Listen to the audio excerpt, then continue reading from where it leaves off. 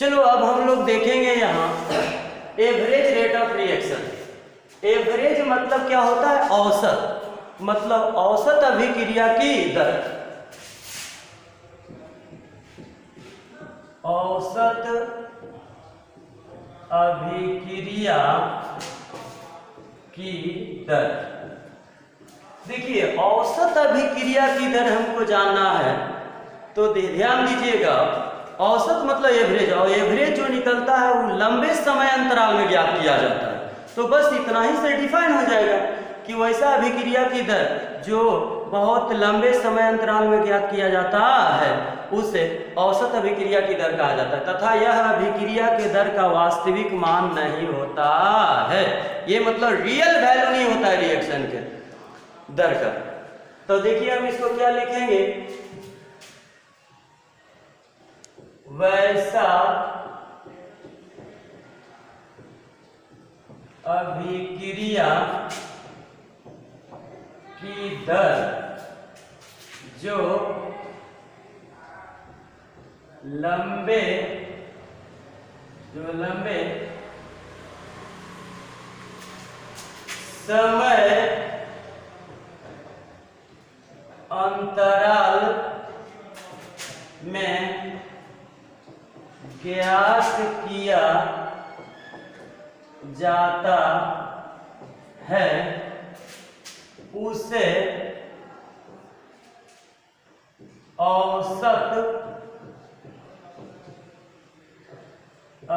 अभिक्रिया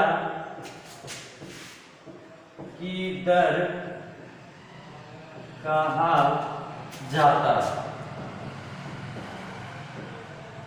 ध्यान दीजिएगा, वैसा रासायनिक अभिक्रिया की दर जो लंबे समय अंतराल में ज्ञात किया जाता है उसे औसत अभिक्रिया की दर कहा जाता है। यानी यहाँ अभिक्रिया की दर हम लिखेंगे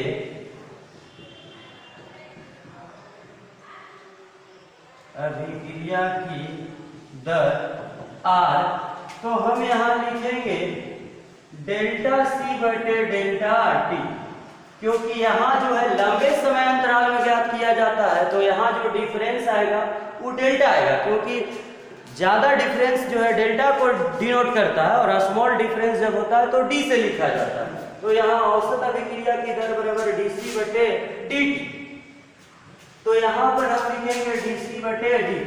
अब आता है तो हम अब आप कहिएगा कि सर आपने तो R बराबर लिख दिया था डीसी बटे dt, यहाँ लिखे हैं डेल्टा सी बटे डेल्टा टी। तो देखिए वहां हमने औसत और तात्क्षणिक का कोई बात नहीं किया था, वहां केवल हमने वेग लिखा था, और ये जो है एक्चुअल वेग नहीं होता है। आप ध्यान दोगे औसत अभिक्रिया का दर जो है अभिक्रिया के दर का रियल वैल्यू नहीं होता, तो मतलब ये समझ जाना है कि रियल नहीं होता है। जैसे हम इसको ग्राफ से भी समझ लेते हैं, देखिए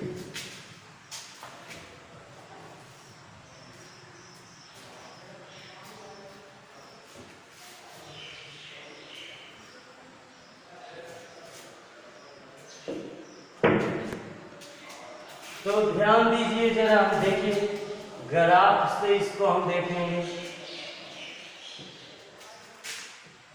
इधर जो है अभिकारक के सांद्रता और इधर समय, उधर अभिकारक के सांद्रता और इधर क्या है समय। तो हम लोग जानते हैं कि कोई भी जब रिएक्शन होता है तो जैसे जैसे समय बीतता है अभिकारक घटता है और उत्पाद बनता है, क्योंकि कोई भी रिएक्शन होता है तो जैसे जैसे समय बीतता है तो अभिकारक क्या करता है, घटता है और उत्पाद बनता है। अरे रिएक्शन होगा तो प्रोडक्ट बनेगा, प्रोडक्ट बनेगा तो रिएक्टेंट घटेगा तभी प्रोडक्ट बनेगा।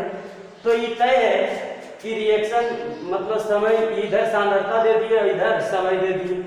अब देखिए जरा, तो अगर हम टाइम जीरो देखते हैं, जीरो टाइम पर अभिक्रिया के अभिकारक के जो सांद्रता होता है वो मैक्सिमम होता है, क्योंकि उस समय शून्य जब टाइम लिए उस समय रिएक्शन हुआ नहीं, वो भी रिएक्शन इनिशियल स्टेट में, उस समय आप लिए रिएक्शन कराना शुरू कर रहे तो उस समय टोटल का टोटल अभिकारक होता है, उत्पाद होता नहीं।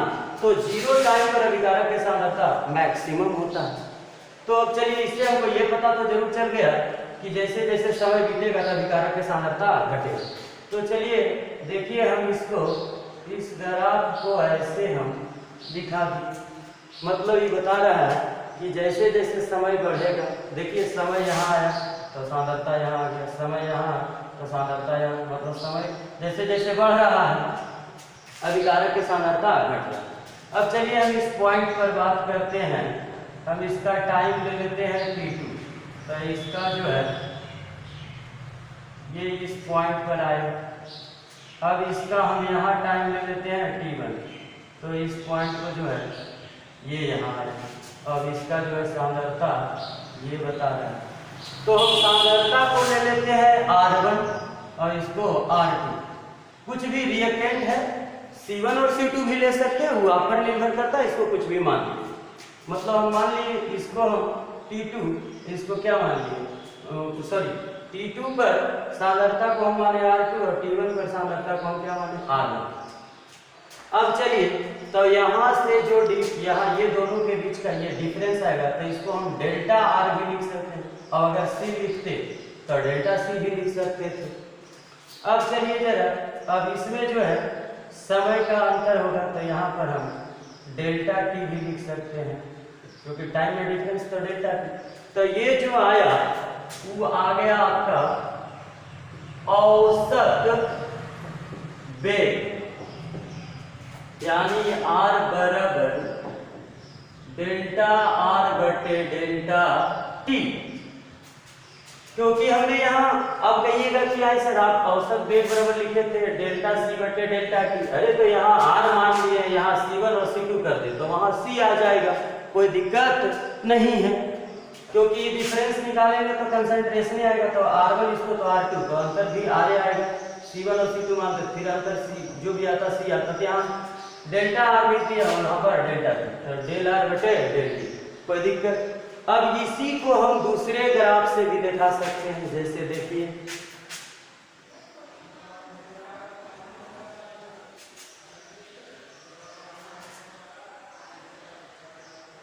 अब इधर हम लिख देते हैं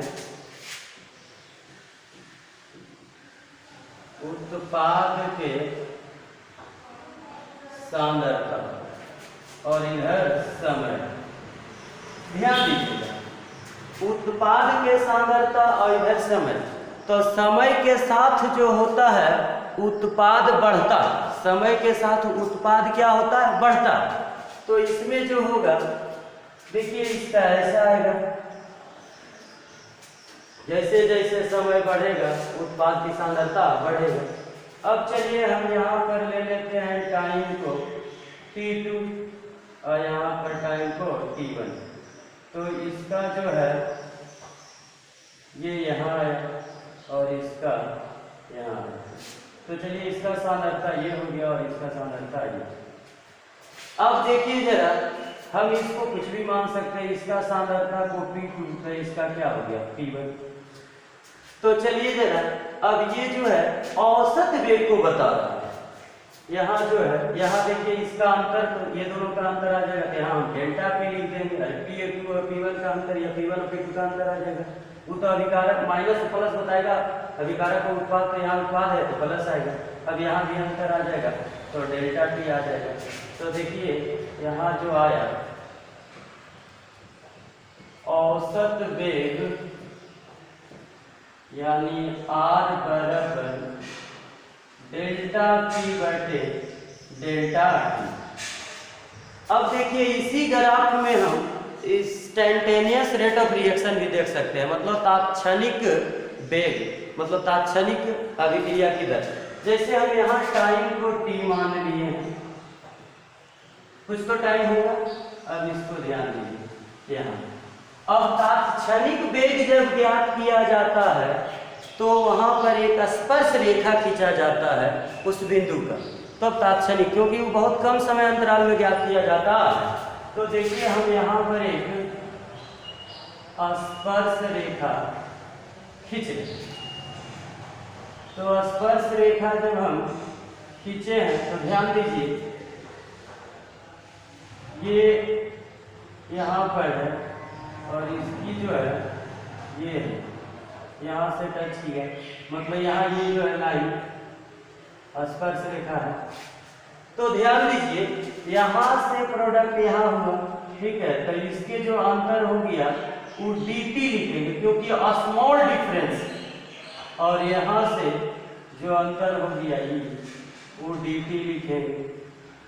तो ये भी हो गया तात्क्षणिक वेग, और तात्क्षणिक वेग बराबर हो जाता है इक्वल टू dp बटे dt, क्योंकि छोटू r इक्वल टू dp बटे dt। तात्क्षणिक मतलब बहुत कम समय अंतराल में ज्ञात किया जाता है, और कम समय अंतराल का मतलब होता है कि स्मॉल, और स्मॉल में d लगा दिया जाता है। तो हम यहाँ से औसत वेग भी निकाल लेंगे और यहाँ से तात्क्षणिक वेग, तो तात्क्षणिक वेग बराबर होता है dp बटे dt। और इतना आप ध्यान दीजिएगा कि किसी भी रासायनिक अभिक्रिया का औसत वेग नहीं ज्ञात किया जाता है, क्योंकि औसत वेग बहुत लंबे समय अंतराल में ज्ञात किया जाता है। इसलिए जब भी रिएक्शन का रेट जो एक्चुअल बताता है वो तात्क्षणिक वेग बताता है। तो हम लोग इतना समझिए, अब इसको हम डिफाइन कर देते हैं तात्क्षणिक वेग है क्या।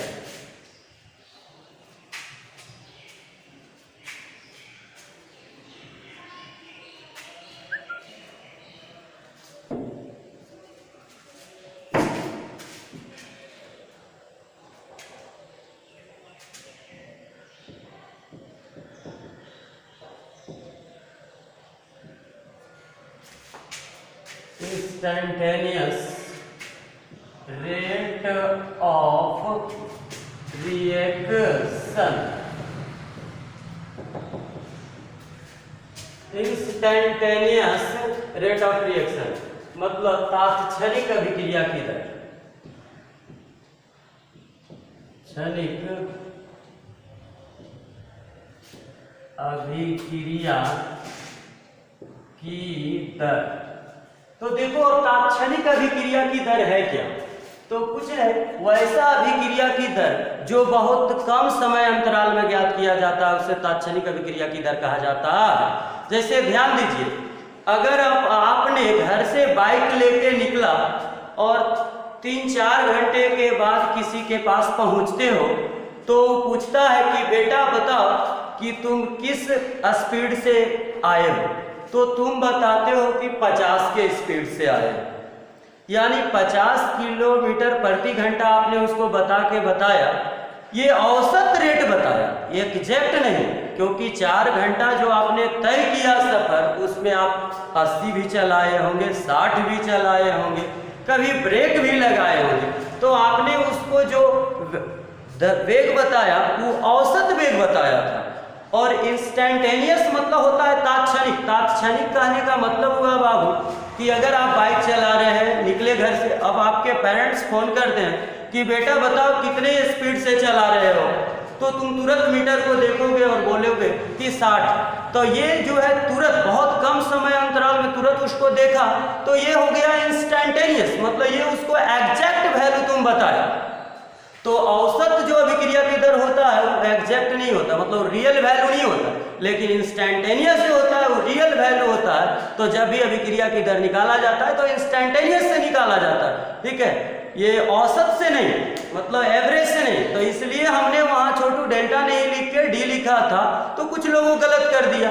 तो अरे भाई, कहाँ ये कहा गया है कि जो किताब में जिस पॉइंट है उसको वहीं पर लिखिए। अरे पूरा मेरा चैप्टर देखिए सर, उसके बाद आप लोग कमेंट करें तो हमें अच्छा लगेगा। तो तात्क्षणिक अभिक्रिया की दर हमने समझ गया, वैसा अभिक्रिया की दर, तो देखिए वैसा अभिक्रिया की दर जो बहुत कम समय अंतराल में ज्ञात किया जाता है, उसे तात्क्षणिक अभिक्रिया की दर कहा जाता है तथा यह अभिक्रिया के दर का रियल वैल्यू होता है। रियल वैल्यू कहने का मतलब वास्तविक मान होता है। क्लियर? आज यहीं तक, फिर हम लोग इसके आगे कल बढ़ेंगे।